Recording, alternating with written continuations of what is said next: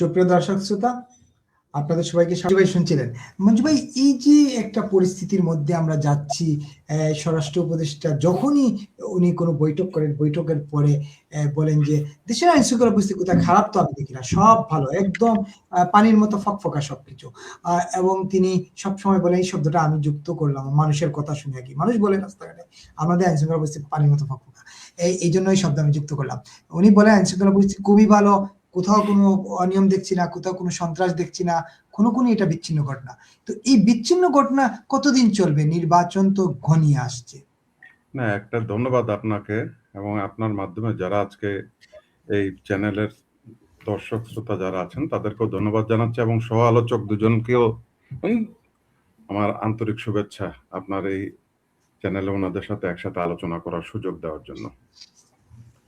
আসলে আপনি যে প্রশ্নটা করেছেন যে আমাদের আইন শৃঙ্খলা পরিস্থিতি, দেখেন এটা নতুন কিছু না। আইন শৃঙ্খলা পরিস্থিতি খারাপ, সরকারের আইন শৃঙ্খলা নিয়ন্ত্রণের দায়িত্বে যিনি যখন ছিলেন এখন পর্যন্ত কিন্তু আমরা ধারাবাহিকভাবে এই জিনিসই লক্ষ্য করি। কেউ দায়টা স্বীকার করতে চায় না, কোনো আমলেই চায় না। এটা নতুন কিছু না।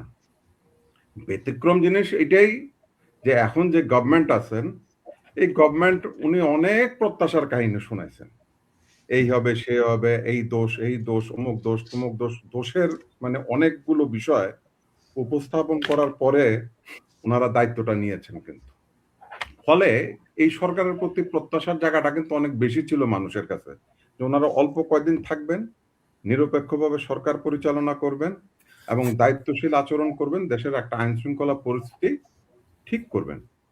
কিন্তু সেই জায়গাটায় সরকারের ব্যর্থতা কিন্তু সীমাহীন এবং এখন পর্যন্ত সরকার যে ব্যর্থতার পরিচয়টা দিয়েছে এটা কিন্তু মানে স্বাভাবিক আমাদের সামাজিক যে চিত্রটা আছে তা দেখলে বোঝা যায়। কিন্তু আপনার মব সংস্কৃতি এই জিনিস তো কখনো এইরকম ভাবে আমরা দেখি নাই, কখনোই দেখি নাই, কিন্তু কিন্তু হচ্ছে তো, তো আপনি অস্বীকার করতে পারবেন না যে জিনিসটা হচ্ছে না।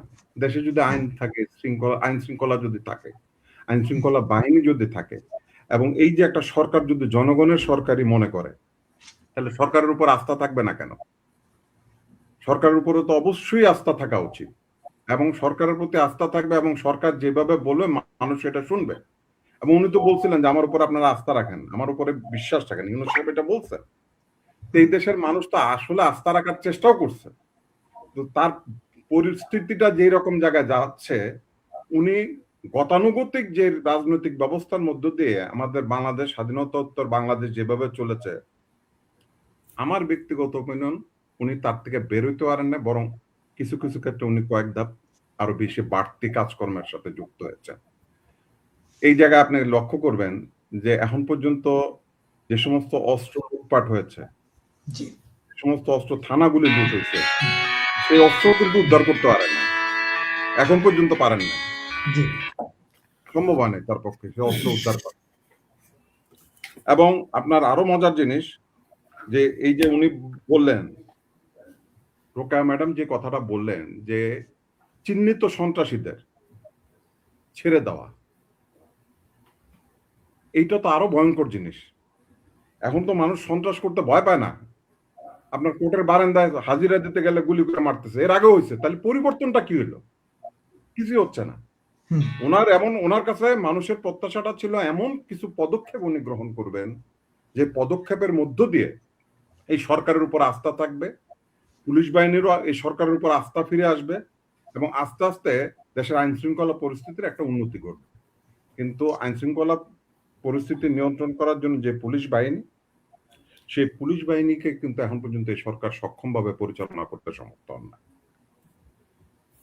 এখনো পুলিশ বাহিনীর মোরালি আপনি খেয়াল করবেন, ভিডিও ফুটেজ দেখলে বোঝা যায় যে পুলিশ বাহিনী কত বিপর্যস্ত অবস্থার মধ্যে আছে। 10 জন 20 জন লোক কোথাও মব করলে পুলিশের গাড়ি যদি ওই রাস্তা দিয়ে হাঁটে, আস্তে গাড়িটা ঘুরে অন্য দিক দিয়ে চলে যায়। This is the reality. তাহলে এই পুলিশ বাহিনীর আস্থা কবে ফিরবে?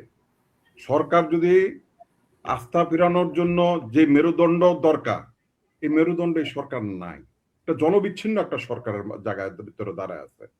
ফলে আমরা বলতেছি যে আপনি দ্রুত নির্বাচন দেন, একটা ইলেকশনের মধ্য দিয়ে অন্তত মিনিমাম জনভিত্তি সম্পন্ন রাজনৈতিক শক্তি যদি ক্ষমতায় আসে, আমাদের প্রত্যাশার জায়গায় অন্তত আইন শৃঙ্খলা পরিস্থিতির একটু হলেও উন্নতি হবে। এবং সেই নির্বাচনটা একটা ইনক্লুসিভ নির্বাচন, সবার মধ্য দিয়ে আমরা যাতে সেই ইলেকশনটা আমরা করতে পারি ভালোভাবে, যাতে একটা নির্বাচন হয়, এইটুকু হলো আমাদের প্রত্যাশার জায়গা। একেবারেই দুইটা প্রশ্ন আপনার কাছে রেখে যাচ্ছি। একটা হচ্ছে যে সরকার কি আসলে পুলিশকে অ্যাক্টিভ করতে চায় কিনা, মোরালি স্ট্রং করতে চায় কিনা, নাকি মব দিয়ে সরকার তার কার্যক্রম চালাতে চায়? এই প্রশ্নটা খুব জরুরি, আপনার কাছে রাখলাম। আমি আসবো পরে। আরেকটা প্রশ্ন হচ্ছে ইনক্লুসিভ নির্বাচনের কথা বলছেন, মোটামুটি একটা ইনক্লুসিভ নির্বাচন, সেই ইনক্লুসিভ নির্বাচনটা আসলে কিভাবে? আমরা তো আমি ডামি 14 সালের নির্বাচন কিংবা রাতের নির্বাচন, তার চেয়ে তো খারাপের দিকে যাচ্ছে। ব্যালট পেপার এখন ওমানের ইয়েতে বসে ব্যালট পেপার ফিল আপ হয়ে যাচ্ছে। এই দুইটা প্রশ্ন রেখে যাচ্ছি, আসবো।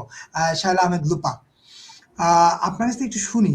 মঞ্জু ভাইয়ের কথা শুনছিলেন, মঞ্জু ভাই অবলীলায় বলছিলেন যে আসলে কোনো নিরাপত্তা নাই, যার সারমর্ম এইটা, এবং সামনে নির্বাচন, কিভাবে কি সম্ভব? অনেক ধন্যবাদ বিপুল ভাই, মঞ্জু ভাই আমার বহু পুরনো পরিচিত